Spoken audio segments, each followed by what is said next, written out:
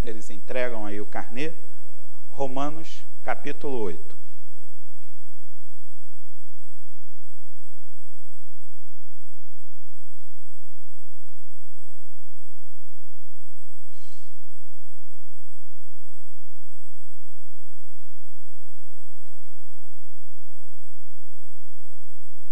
A partir do verso 28.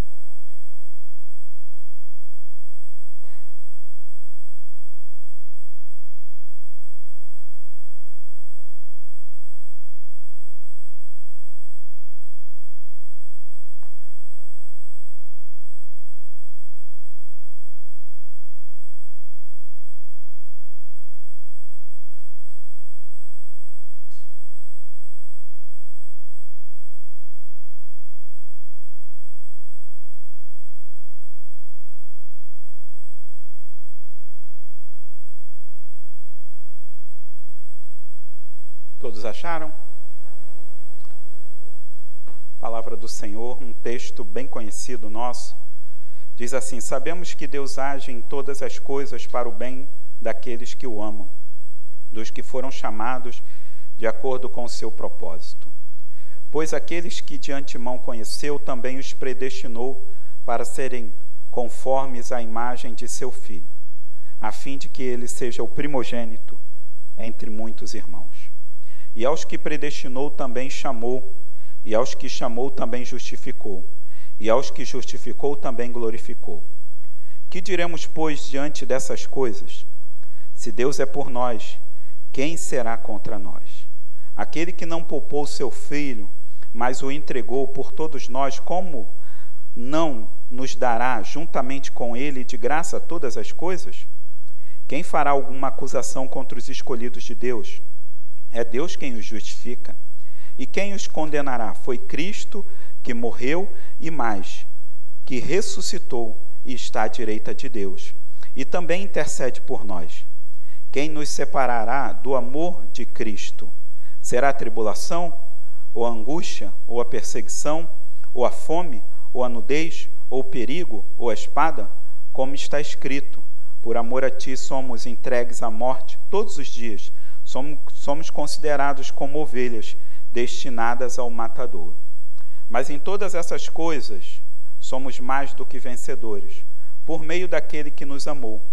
Pois estou convencido de que nem a morte, nem a vida, nem anjos, nem demônio, nem o presente, nem o futuro, nem qualquer poderes, nem altura e nem profundidade, nem qualquer outra coisa na criação será capaz de nos separar do amor de Deus que está em Cristo Jesus. Ó Deus, o Senhor sabe o quanto é difícil e desafiador estar aqui. Ó Deus, diante de um texto desse, Deus, só uma coisa que eu te peço: misericórdia por minha vida. Ó Deus, é a tua palavra, nós cremos no poder dela. Ó Deus, que diante dela se cale toda a terra, que diante dela todos se curvem. Ó Deus, o Senhor sabe, ó Deus, o quanto o vaso é frágil, o quanto ele é de barro. Por isso, uma segunda coisa eu te peço: encha, Santo Espírito, com azeite.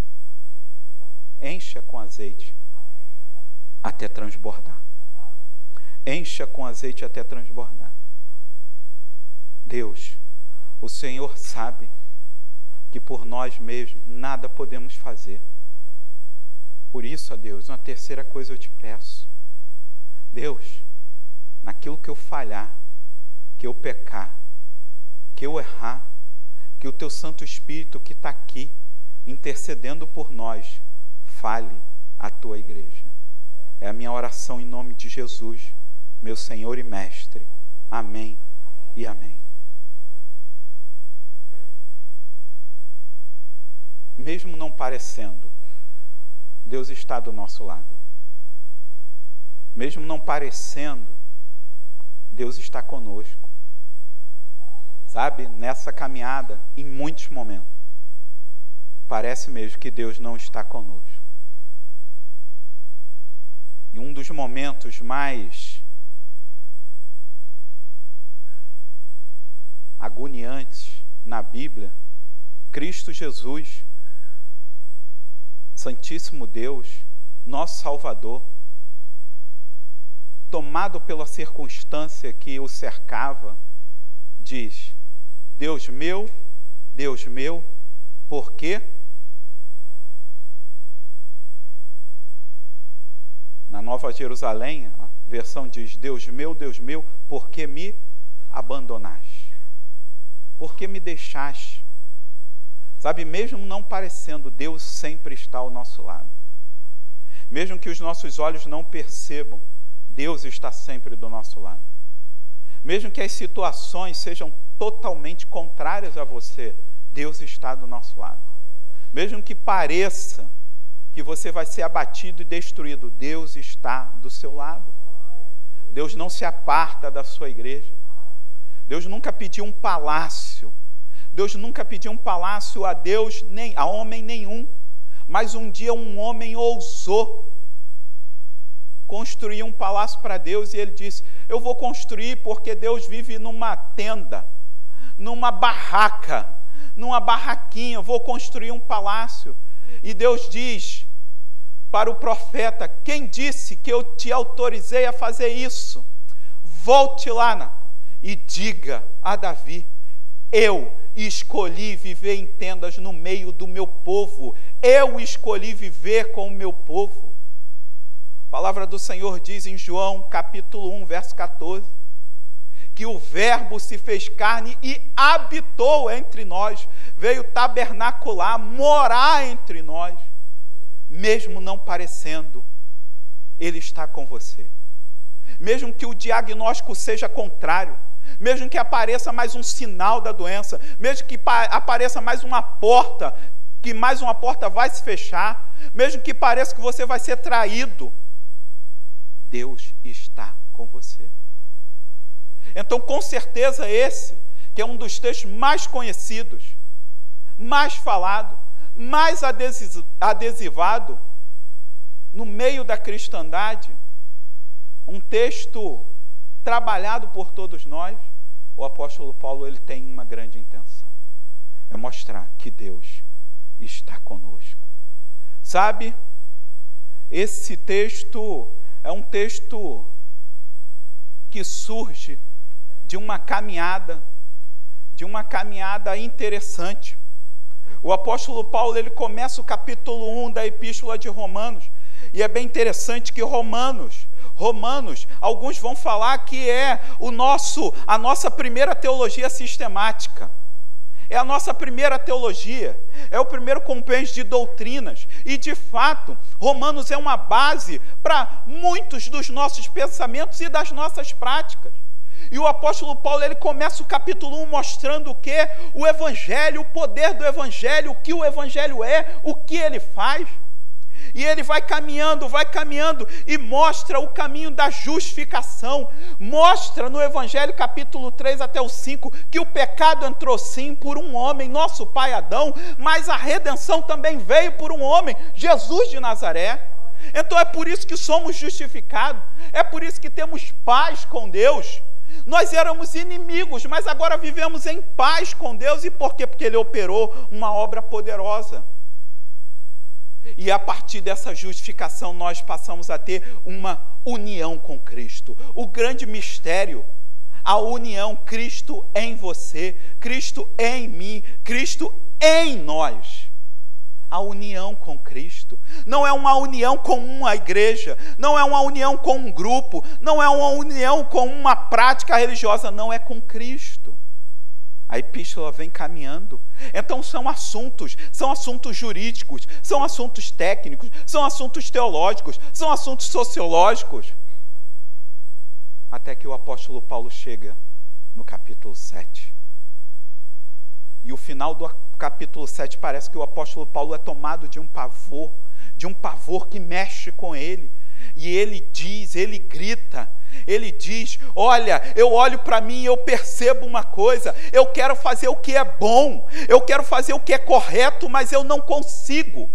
Eu não consigo, porque eu quero fazer o que é certo, mas eu não faço. Mas aquilo que é errado eu não quero fazer, mas eu o faço. Então quem pode me livrar? Parece que ele está rasgando as roupas.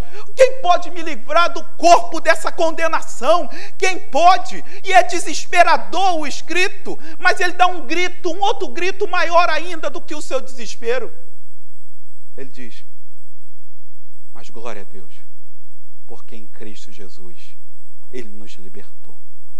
E aí começa o capítulo 8, sabe? A vida no Espírito. E porque Ele nos libertou, porque o Espírito veio, o Espírito Santo bendito.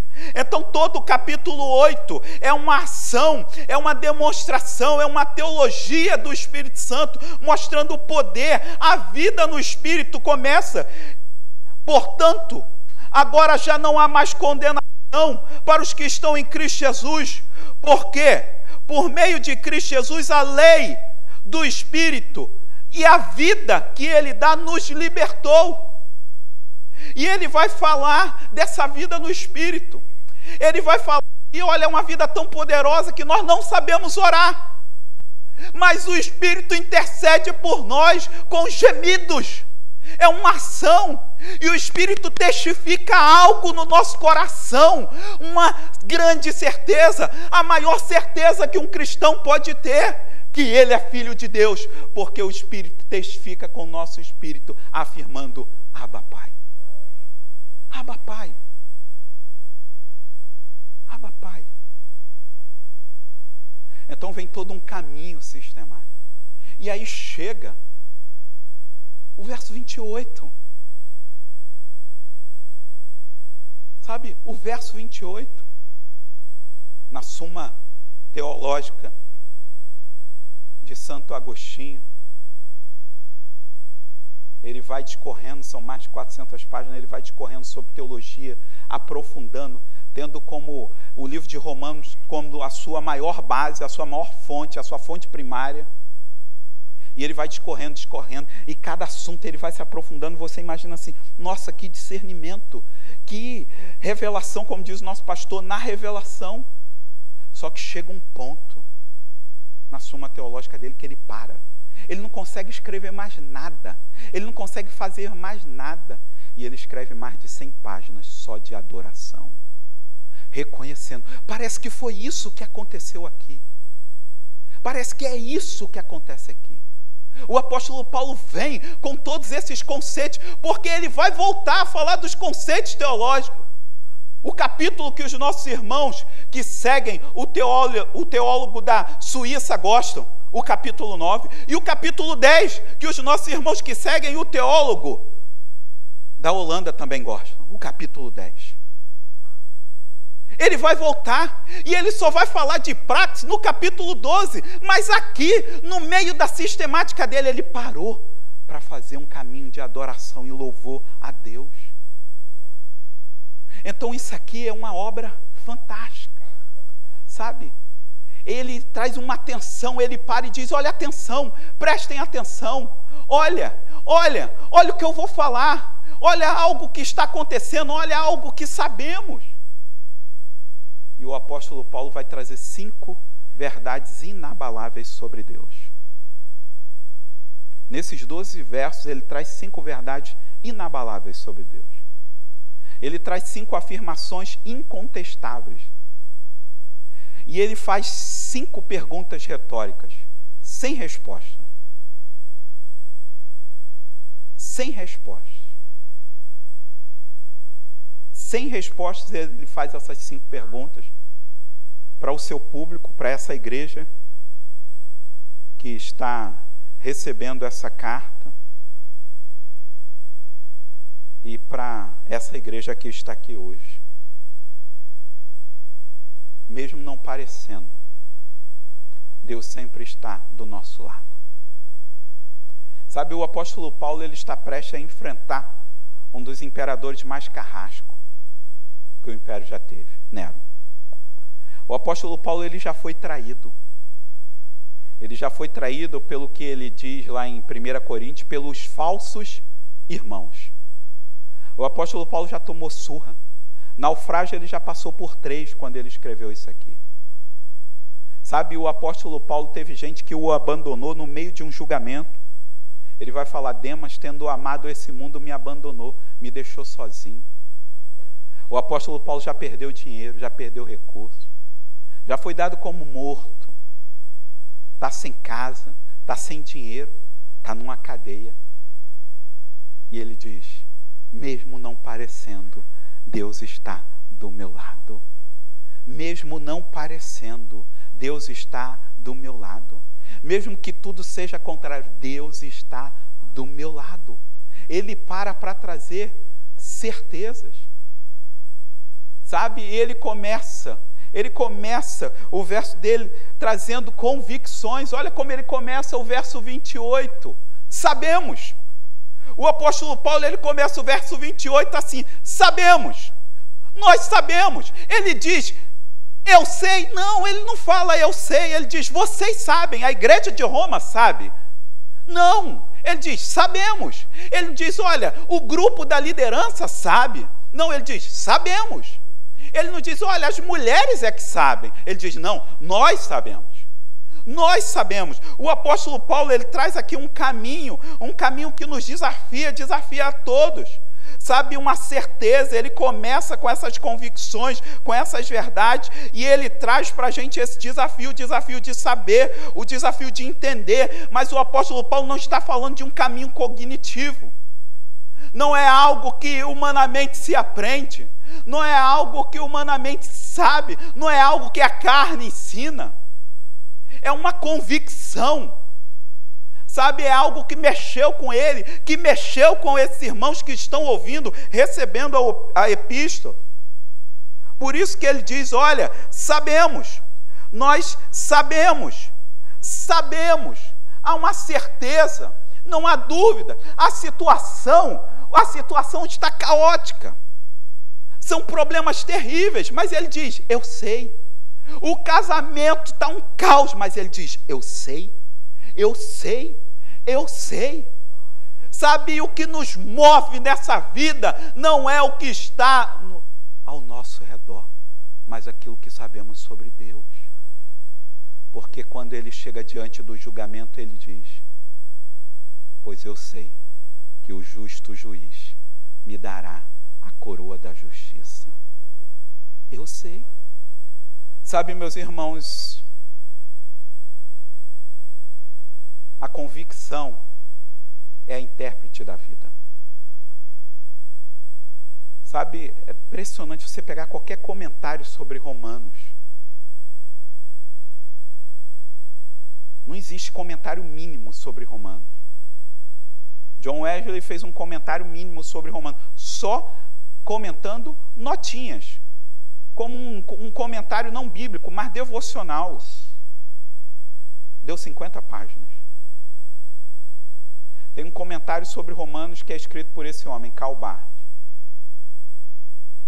É algo tão difícil que tem um comentário no Brasil sobre o comentário dele. É um comentário sobre o comentário dele, com as 400 páginas. E quando o Karl Barth olha para esse texto, ele diz o seguinte: olha, a convicção é a intérprete da vida. A sua vida é interpretada, a sua vida é vivida por aquilo que você acredita, por aquilo que você crê. Convicção é fundamental. Sabe, milagre não enche barriga. Milagre não enche barriga. Porque se milagre firmasse alguém numa caminhada íntima com Deus, o povo que saiu do Egito seria o povo mais íntimo de Deus. Mas não tem povo que mais viu milagre nessa terra do que eles. Então, o que nos mantém nessa vida diante de tudo que acontece ao nosso redor é a convicção, é aquilo que sabemos, é aquilo que cremos, é aquilo que entendemos a partir de uma revelação do Santo Espírito de Deus. Nós temos um desafio. Nós temos um desafio para a nossa época.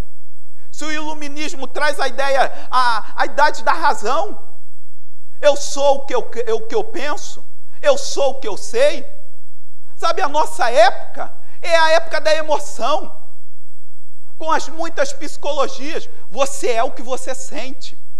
Se está fazendo bem, tá bom. Se você está alegre, está eufórico, está ótimo. Mas o êxtase faz isso e não está ótimo. Tem gente que sabe tudo de teologia, mas também não está ótimo. É letra morta. Então, convicção não é algo que atinge a minha mente, não é algo que atinge as minhas emoções. Convicção é algo que muda a minha vida. Integral. Integral. Sabe? O apóstolo Paulo chega e diz: nós sabemos, nós temos convicção e elas moldam as nossas emoções e pensamentos. O que molda os nossos pensamentos e as nossas emoções não pode ser aquilo que eu simplesmente sei. Porque tem gente que sabe muito da Bíblia, mas vive tomando decisões na carne, na força do braço. Tem gente que sente e vive emoções que ao homem natural não é permitido dizer, que não levam ao terceiro céu, não, levam ao 11º céu, porque no 12º estão os apóstolos. Não, brincadeira, isso não existe na Bíblia, não.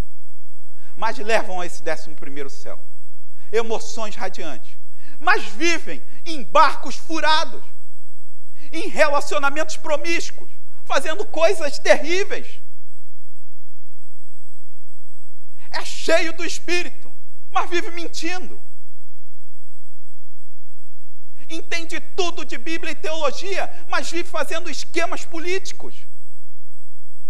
Então as convicções, elas moldam as nossas decisões. Nós não podemos deixar que o imediatismo, que as coisas do hoje moldem as nossas decisões. E muitos cristãos estão decidindo suas vidas, seus ministérios e emprego a partir de circunstâncias, não a partir das suas convicções, daquilo que eles entendem.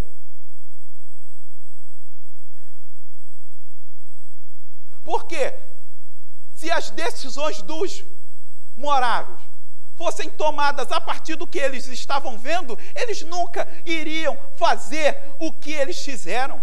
E os irmãos moráveis ficaram 100 anos. 100 anos. Não são 100 dias, não são 100 meses, 100 anos, sem parar de orar. Um dos maiores moveres missionários que essa terra já viu.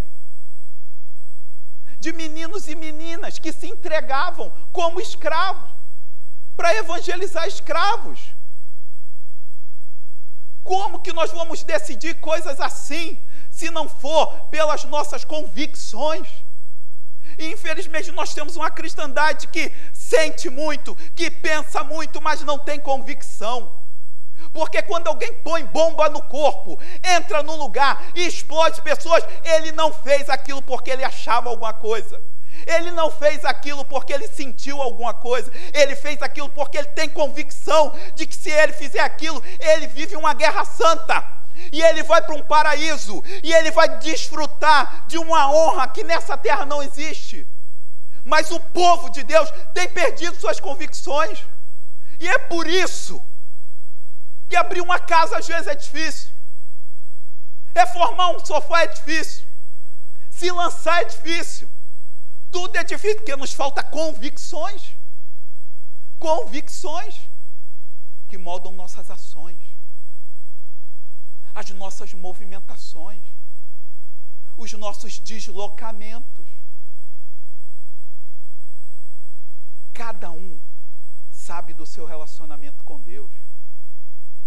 Mas a pergunta é, por que queremos sair dessa cidade? É só porque a violência estourou?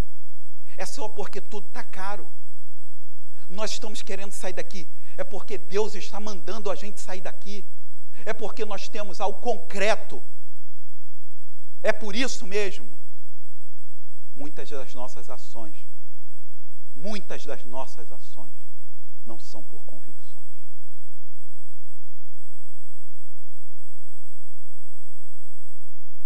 Jonathan Edwards, ele diz algo fantástico. Ele diz, olha, acredito que ninguém jamais mudou por causa da doutrina. de ouvir a palavra de Deus ou pelo ensino ou pregação de outra pessoa, a não ser quando esses meios atingem os sentimentos e suas convicções pelo caminho da conversão. Sabe, Jonathan Edwards, ele entendeu o seguinte: só tem convicção quem é transformado pelo Espírito. E olha,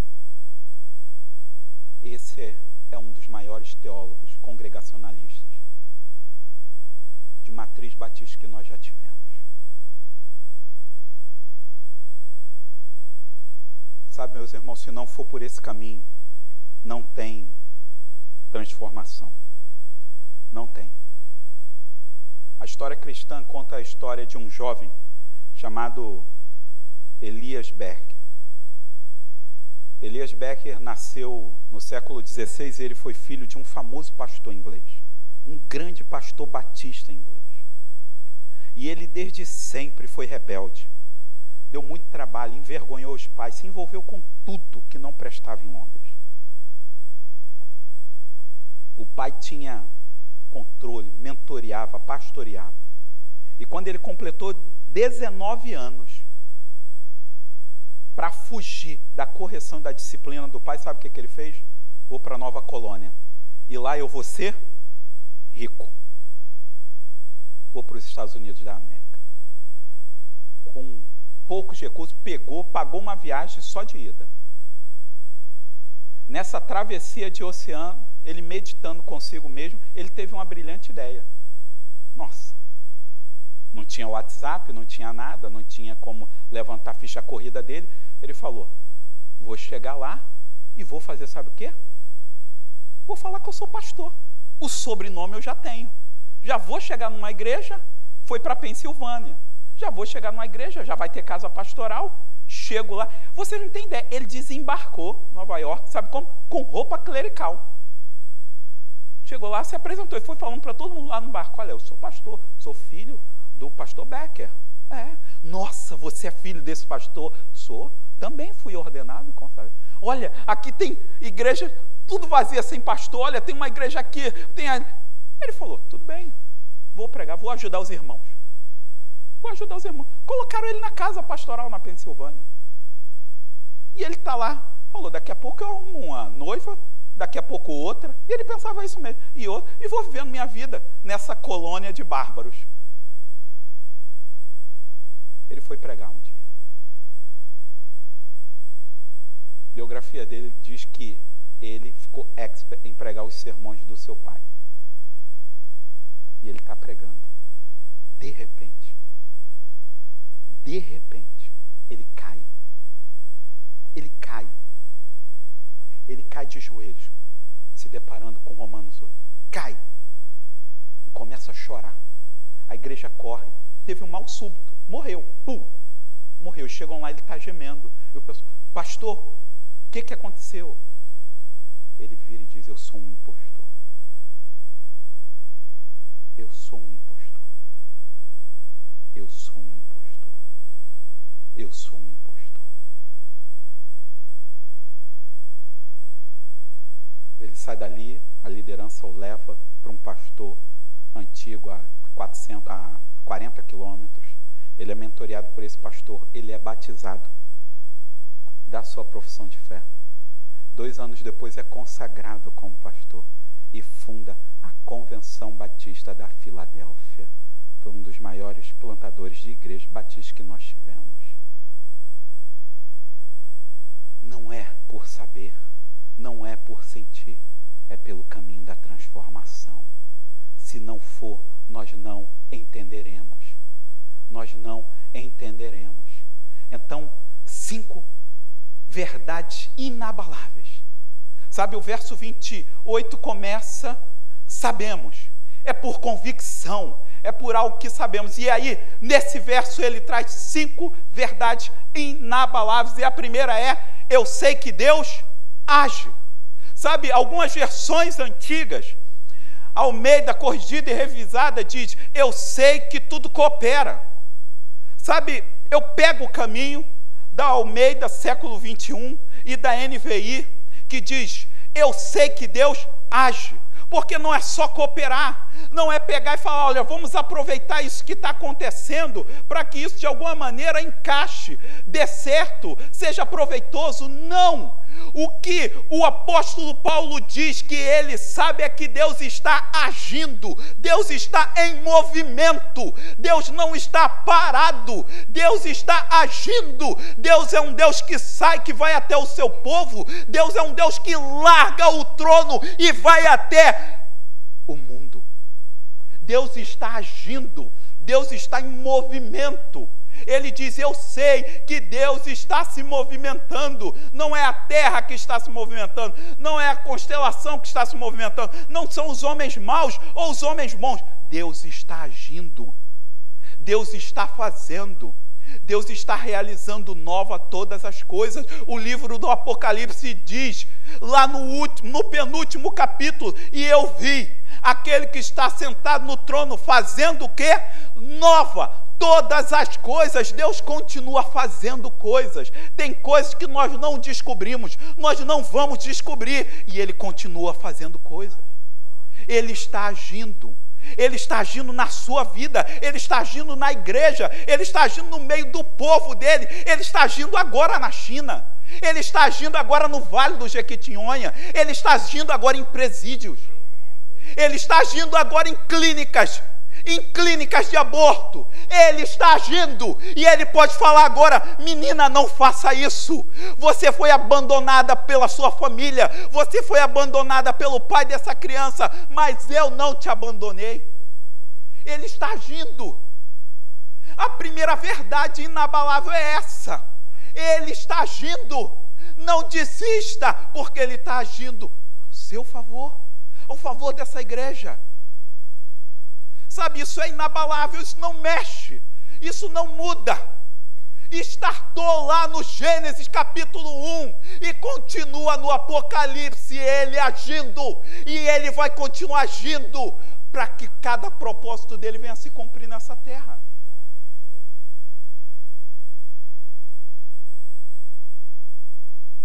Mas não é agindo como alguém que vive andando por demanda ou por agendas. Não, ele diz o texto, eu sei que Deus age para o bem. Deus está agindo para aquilo que é bem, para aquilo que é bom. Sabe, Deus não é um carrasco, Deus não se alegra.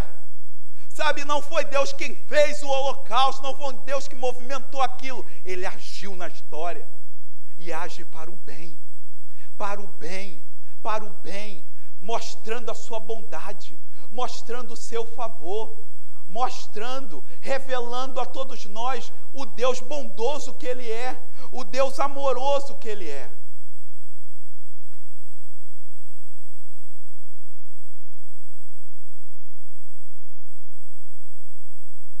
Eu sei que Deus age para o bem em todas as coisas. Ele diz, eu sei que Deus age para o bem em todas as coisas.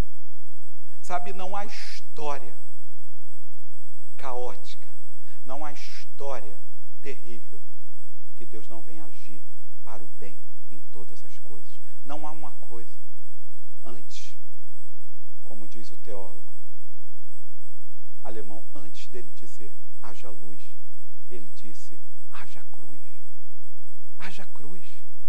Antes da luz ele já estava agindo no seu decreto divino, a cruz do Calvário.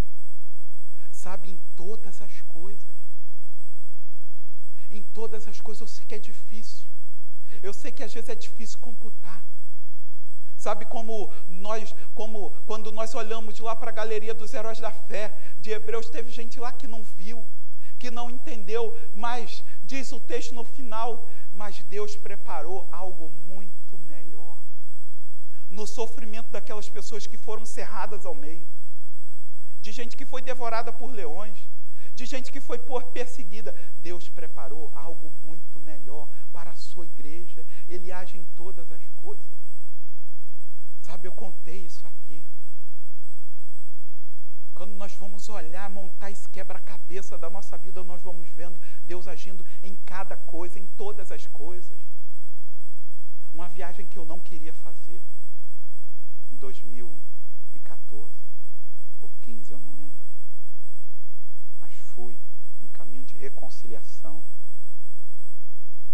Cheguei lá, na minha linda Paraíba. Fui à casa do meu pai, estava lá, caminho de reconciliação.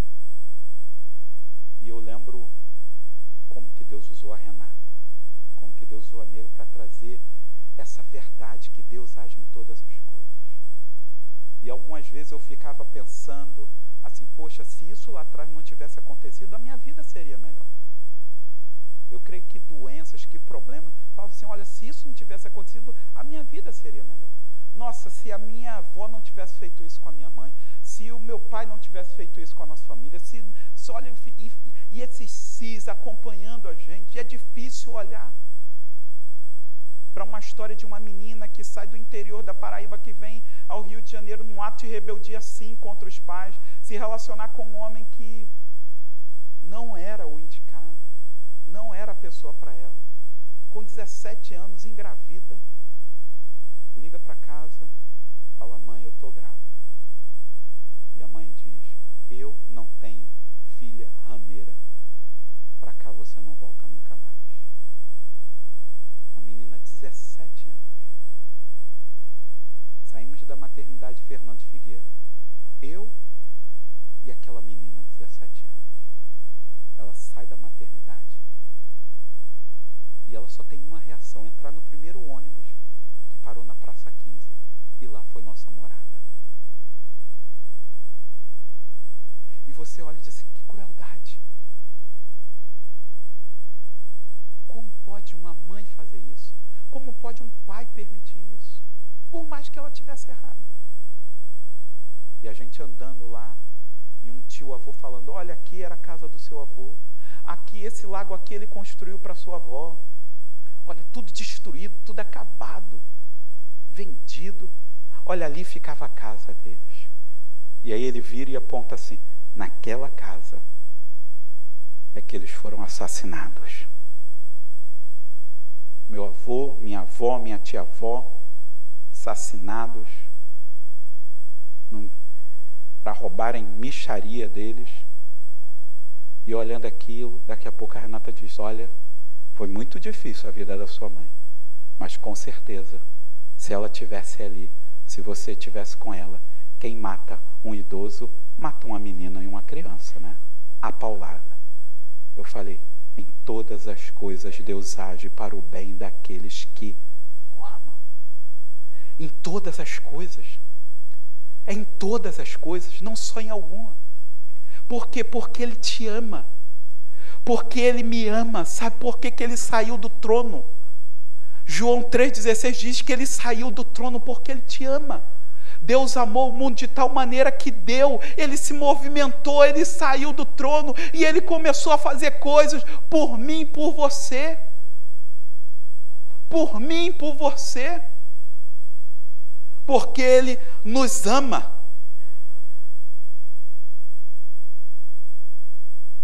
Sabemos que Deus age em todas as coisas para o bem daqueles que o amam, dos que foram chamados de acordo com o seu propósito. É a quinta verdade. Ele age, Ele está agindo, Ele está se movimentando em todas as coisas para o bem daqueles que o amam. Para o bem daqueles que o amam. Daqueles que foram primeiro chamados. Ele diz que Ele chamou. Ele chamou, Ele te chamou, Ele te chamou, Ele me chamou, mesmo na rebeldia, mesmo na rebeldia. Sabe, mesmo na rebeldia, como ele diz para Oséias, diga a Israel, eu os conduzi com laços de bondade e amor, eu tirei vocês do deserto, eu tirei do pescoço de vocês o jugo, eu me inclinei até vocês para alimentá-los. Sabe por quê? Porque eu conheço os planos que eu tenho para vocês, diz o Senhor. Planos de fazê-los prosperar e não de causar dano. Planos de dar a vocês esperança para um futuro.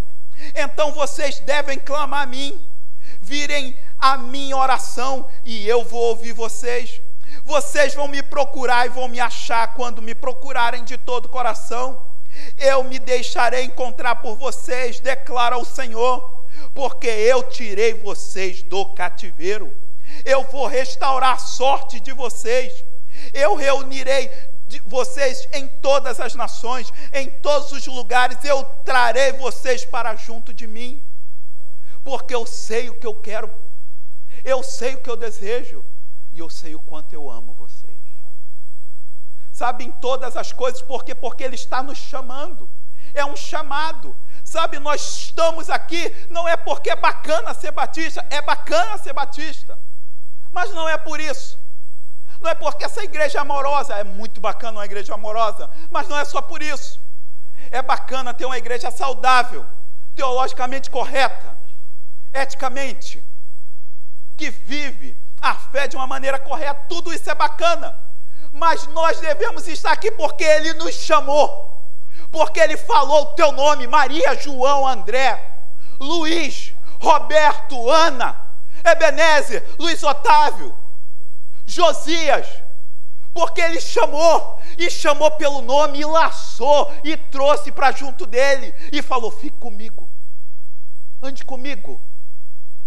Por isso, não por outra coisa, não por outro motivo. Nós não podemos, porque se não for por isso, nós vamos perder algo que deve ser inabalável. Sabe o que é? O propósito. O propósito.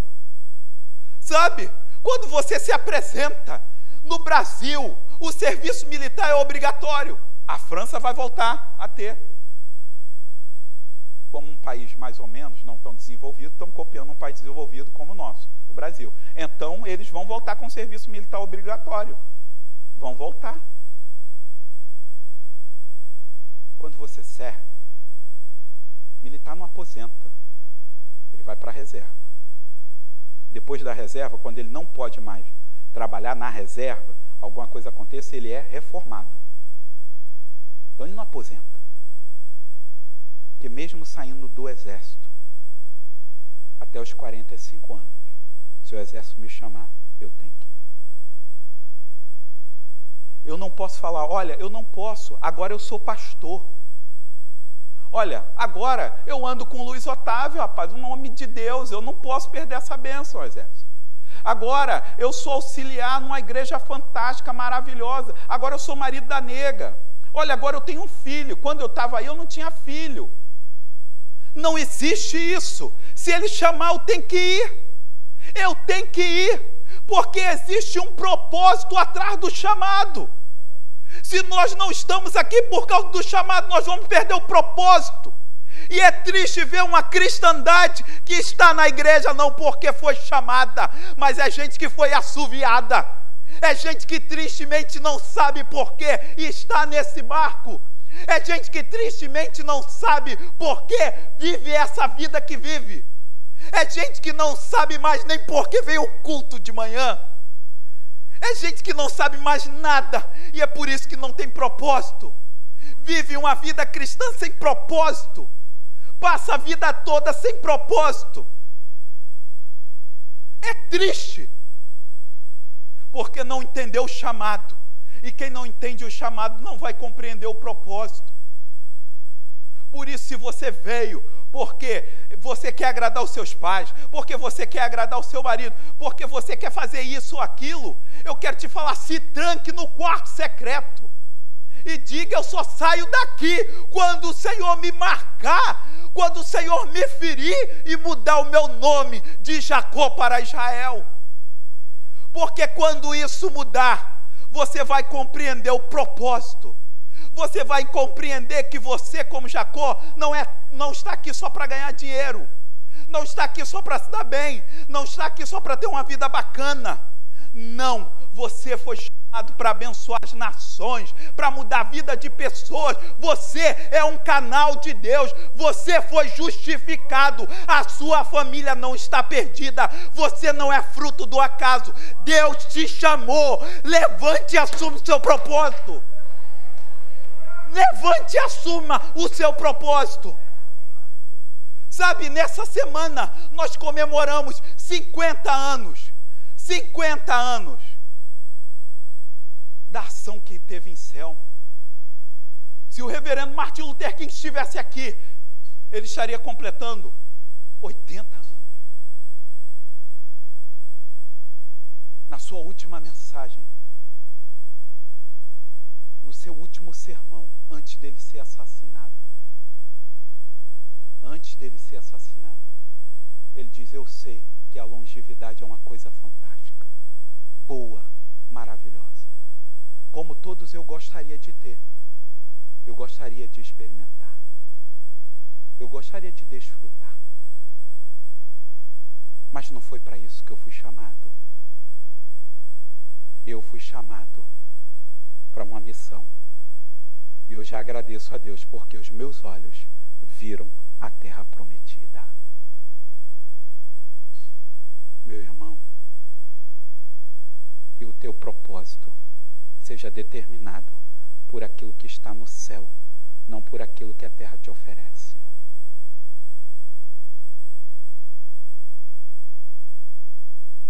Eu tenho que parar. Mas eu queria orar. Eu queria orar por você. 5 verdades inabaláveis. Deus está agindo. Deus está agindo. E Deus está agindo de uma forma graciosa e bondosa. Deus está agindo de uma forma graciosa e bondosa em todas as coisas. Deus está agindo de uma forma graciosa e bondosa em todas as coisas para o seu bem. Para o bem daqueles que o amam.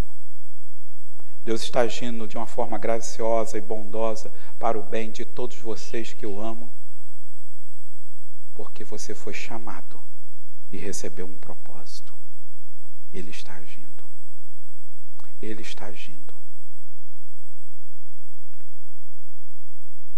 Deus permitindo, nós vamos ver 5 afirmações desse texto.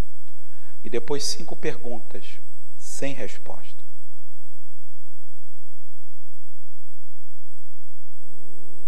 Mas eu quero fazer um apelo. Sabe, uma vez eu ouvi de um professor que bem criança participou da segunda caravana evangelística que o pastor Billy Graham dirigiu aqui no Brasil, no Maracanã. E ele me falou que foi com o pai dele. Ele falou que o pastor Billy Graham, ele fazia questão, antes de cada culto, umas 10 horas antes, ele se reunia com todo mundo que iria de alguma maneira trabalhar. Todo mundo. E ele falou que o pai dele era um desses voluntários. Como ele era de outro estado, não podia ficar com ninguém aqui, ele ia com o pai dele. E ele falou assim que, olha, é impressionante. Ele dava uma palavra, pregava, e depois ele fazia um apelo. Fazia um apelo. Um apelo. Mas ele falou assim, olha, Roberto, todo mundo, você entendia que ele era crente. Todo mundo era voluntário vindo das igrejas. E ele fazia apelo. E ele sempre dizia, tem gente que está, mas não sabe por que está. E não sabe por que não foi transformado. Não se converteu. Então ele falava, eu quero dar oportunidade para você. Para você de fato entregar sua vida e perguntar para você, você entregou mesmo? Você mesmo professou Cristo? Porque o apóstolo Paulo vai fazer 5 perguntas. 5 perguntas que todos aqueles que se entregaram para Cristo fazem. Mas só quem se converteu. Só quem entendeu o chamado e abraçou o propósito. Só aqueles que são radicalmente transformados que podem se lançar. Que o que custar ele põe na mesa. É sangue, está aqui. É a casa, está aqui. É o carro, está aqui. É a vida, está aqui. É o filho. O quê? O senhor que é o filho? Está aqui. É para o quê? Para o Moriá? Está aqui. O senhor quer o quê? Ele diz, pede-me e te darei. Mas o que eu posso falar para ele? Senhor, pede que eu te dou. Será que eu posso falar para ele, Senhor, pede o meu filho, eu te dou. Senhor, pede minha conta bancária, minha poupança. Nossa, aquilo é provisão de segurança. Será que ele pode pedir? Será que ele pode pedir minha vocação, meu emprego? Quando eu entendo o chamado e o propósito, ele pode pedir qualquer coisa, que eu digo, está aqui, Senhor, é teu. Então, se você não aceitou Cristo como seu Salvador, eu queria fazer um apelo para você. Todo mundo vai orar agora. Você pode até ter anos de igreja. Se você não entendeu isso, olha, sua vida vai continuar. Uma vida sem propósito. Não entendendo que Deus está agindo. Olhando para as coisas e falando, ó vida, ó céu, ó azar, tudo dá errado, tudo não vai. Mas se você passar por esse caminho de transformação, você vai entender que a porta fechada é livramento, que a porta aberta é a ação do Senhor, que o que deu certo foi bênção do Senhor, que o que deu errado foi direção do Senhor. Eu quero orar por você. Se você quer entregar sua vida para Jesus, fique de pé. Fique de pé no seu lugar. Pode ficar de pé. Tem alguém? É só ficar de pé no seu lugar. Amém. Amém. Tem mais alguém? Amém. Lá na galeria. Mais alguém aqui? Amém. Tem mais alguém? Fique de pé, meu irmão, minha irmã, que eu quero orar por você. Pode ficar de pé onde você estiver. Você quer entregar a sua vida para Cristo Jesus. Fique de pé, que eu quero orar por você. Deus está aí. A Deus, servas tuas.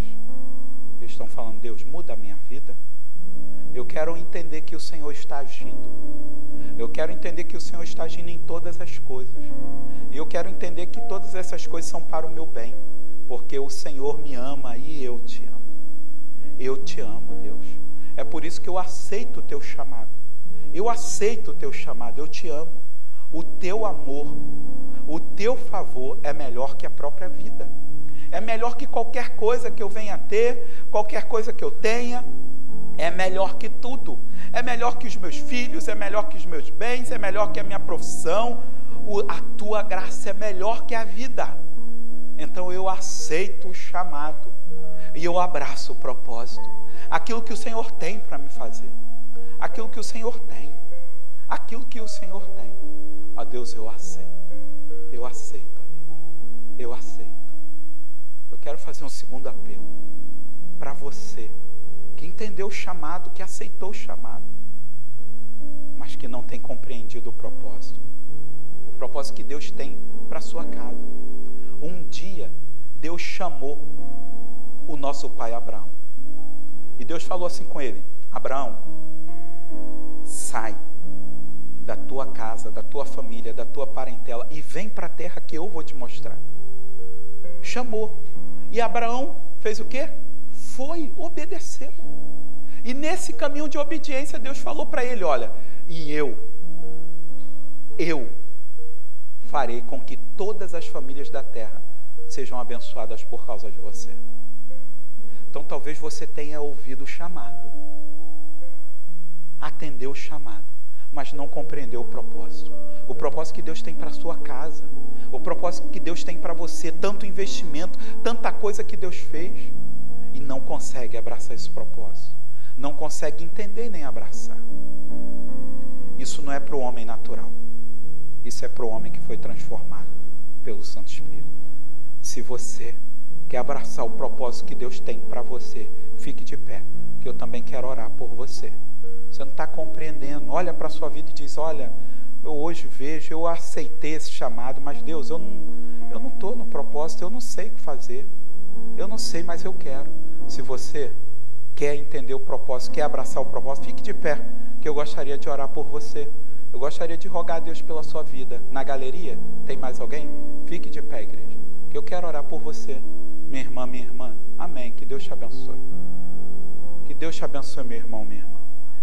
Que Deus te livre, que Deus te guarde, que você entenda claramente o que Deus quer da sua família, da sua casa, tudo aquilo que você tem é. Nós vamos orar. Deus, nós um dia ouvimos a tua voz, como nosso pai Abraão, Ó Deus, como o Senhor disse, ó Deus, para Oséias, no deserto eu te chamei, eu te lacei com laços de amor, eu me inclinei para te alimentar.